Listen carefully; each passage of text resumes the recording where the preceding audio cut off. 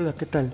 Bienvenidos a este video de programación, en el cual les hablaremos de los tipos de datos y las estructuras de datos en C. Tipos de datos son aquellos que se necesitan para realizar diferentes programas en C y en C++.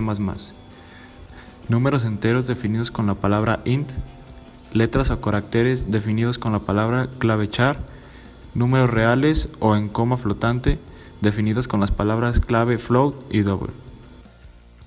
El primer tipo son los enteros, que se definen con int y admiten de forma opcional dos modificaciones, short y long. Existen tres tipos de datos enteros: int, short int, long int. Un short int tiene un tamaño menor o igual que un int y este a su vez un tamaño menor o igual a un long. A continuación vemos el ejemplo. El segundo tipo son letras y cadenas. Estas variables de tipo de letra se declaran con la palabra char. Como las letras se representan internamente con números, el lenguaje C permite realizar operaciones aritméticas. A continuación vemos el ejemplo. El tercer tipo son números reales. Los números reales se definen con la palabra float o double. Los reales definidos como double tienen un tamaño doble a los definidos float. A continuación vemos el ejemplo de double y el ejemplo de float. Y después ejemplo de los tres tipos de datos incluidos en un programa. Ahora veremos algunas estructuras de datos, las cuales son condicionales, repetitivas y de casos.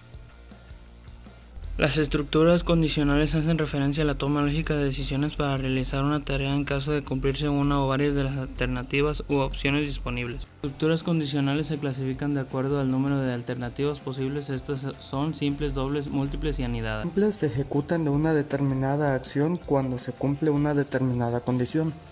Las estructuras condicionales dobles permiten elegir entre dos opciones o alternativas posibles en función de un cumplimiento o no de determinada condición.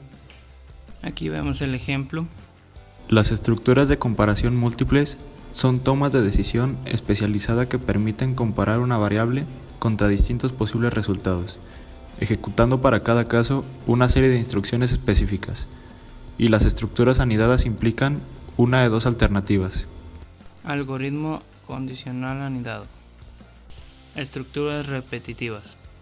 Ahora siguen las estructuras repetitivas, que se utilizan cuando se requiere que un conjunto de instrucciones se ejecute un cierto número finito de veces. Existen diferentes tipos de estructuras repetitivas. For, esta estructura ejecuta las acciones del cuerpo del bucle un número especificado de veces. Aquí vemos el ejemplo. While. Repite el cuerpo del bucle mientras se cumple una determinada condición. Do while. La estructura do while cumple la misma función que la estructura while.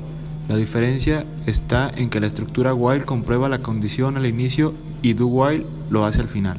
Aquí está el ejemplo de do while. Estructuras de casos. Y por último, las estructuras de casos que se definen por switch y case. Este tipo de estructura permite decidir entre varios caminos disponibles en función del valor que tome una determinada instrucción.